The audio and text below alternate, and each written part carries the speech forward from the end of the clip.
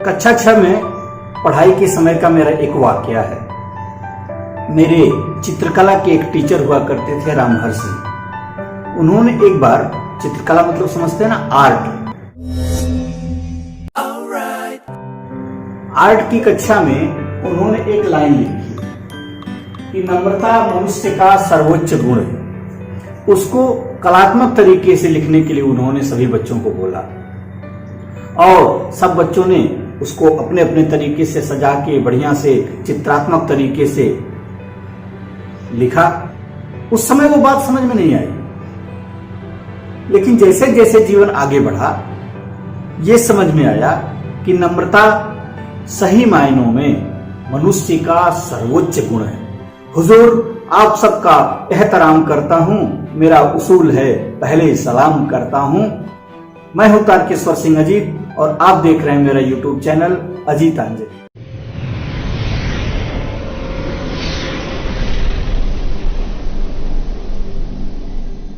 जैसे जैसे जीवन आगे बढ़ता चला जा रहा है ये समझ में आ रहा है कि नम्रता मनुष्य का एक सर्वोत्कृष्ट गुण है। विद्वानों ने कहा है कि विद्या ददाति विनयम, विद्या विनय से प्राप्त होती है। और विद्या देने वाले गुरुओं के लिए भी कहा गया है कि गुरुर् ब्रह्मा गुरुर्विष्णु गुरुर्देवो महेश्वर गुरु साक्षात परब्रह्म तस्मै श्री गुरुवे नमः। गुरु गोविंद दो खड़े काके लागू पाए और बलिहारी गुरु आपने गोविंद दियो बताए। एक वाकया है, एक माता पिता के दो भाई थे। माता पिता ने बड़े संघर्ष से ही दोनों भाइयों को पाला पोसा, बड़ा किया, पढ़ाया लिखाया, उनको कारोबार कराया, उनका शादी विवाह किया।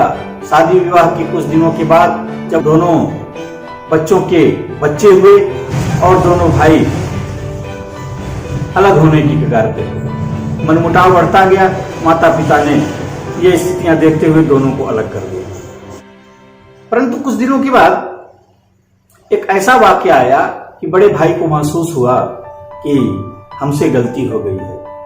हमने अपने नाते रिश्तेदारों के बहकावे में आकर अपने भाइयों का प्यार स्नेह खो दिया है। माता पिता ने बड़े ही जतन से, बड़े ही कष्ट से हमें पाला और हम दो भाइयों ने माता पिता के अरमानों पर पानी फेरा, उनको कष्ट पहुंचाया। बड़ा भाई एक दिन एकांत में छोटे भाई के पास पहुंचा और उसने कहा कि मेरे भाई, मुझसे जाने अनजाने बड़ी सारी गलतियां हुई।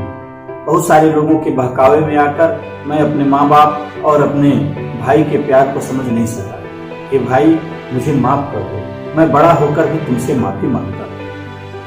ऐसा कहते ही छोटे भाई की आंखों में आंसू आ गए। बड़ा भाई भी रोने लगा और दोनों भाई एक दूसरे के गले लगकर देर तक लिपट कर रोते हैं। इस प्रकार एक व्यक्ति के झुकने के कारण दोनों के संबंध फिर से अच्छे हो गए। इसलिए किसी रिश्तों को निभाने के लिए झुक जाना, क्षमा मांग लेना, अपना नम्र भाव दिखा देना, इससे रिश्ते बचते हैं।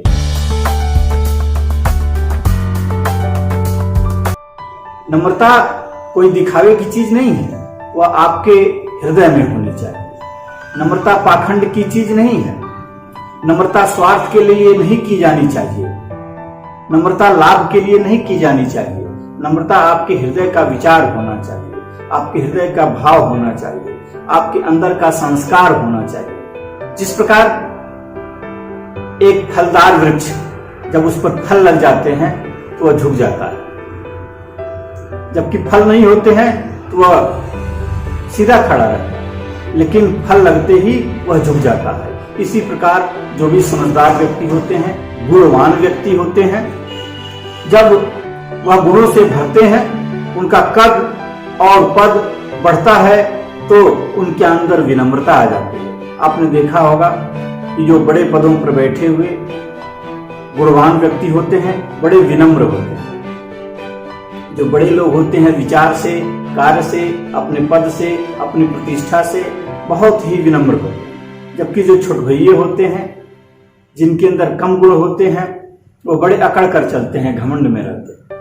जैसे आपको किसी ऊंचाई पर चढ़ना हो, किसी पहाड़ पर चढ़ना हो, तो आप झुक कर चढ़ते हैं, तब आपके शरीर का बैलेंस रहता है। उसका तात्पर्य है कि पहाड़ पर चढ़ते हुए व्यक्ति को झुक कर चढ़ना पड़ता है। अर्थात जब भी किसी जीवन के किसी भी ऊंचाई पर आपको चढ़ना हो, चलना हो, तो आपकी विनम्रता आपको उस पर चढ़ने में सहायक सिद्ध होती है। जबकि उतरते हुए आपको अकड़ कर नीचे उतरना पड़ता है, नहीं तो आप गिर जाएंगे।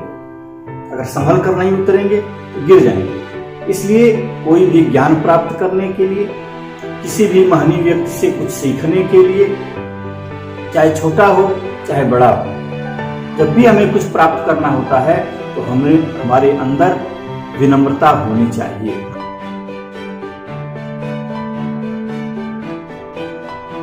हमें अभिमान नहीं करना चाहिए, चाहे वह ज्ञान का हो चाहे अज्ञानता का हो।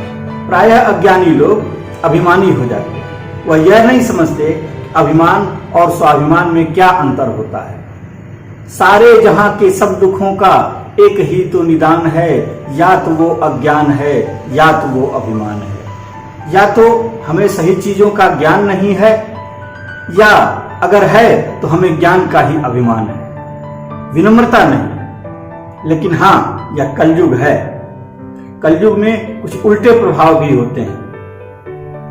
विनम्रता हमारे संस्कार में होना चाहिए, लेकिन वह चापलूसी नहीं होनी चाहिए, वह लक्ष्य के लिए नहीं होना चाहिए, वह स्वार्थ के लिए नहीं होना चाहिए। जैसे किसी रिश्ते को बचाने के लिए आप बार बार झुकें, लगातार झुकें और अगला व्यक्ति आपके झुकने की कदर ना करे तो वह नहीं झुकना चाहिए।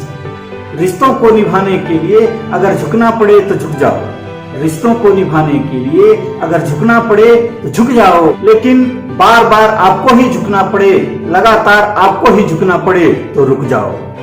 तो वह कक्षा 6 का आर्ट जिस पर लिखा हुआ था कि नम्रता मनुष्य का सर्वोच्च गुण है, जैसे जैसे आगे मैं बढ़ता गया मुझे समझ में आया कि नम्रता सही मायने में मनुष्य का सर्वोच्च गुण है।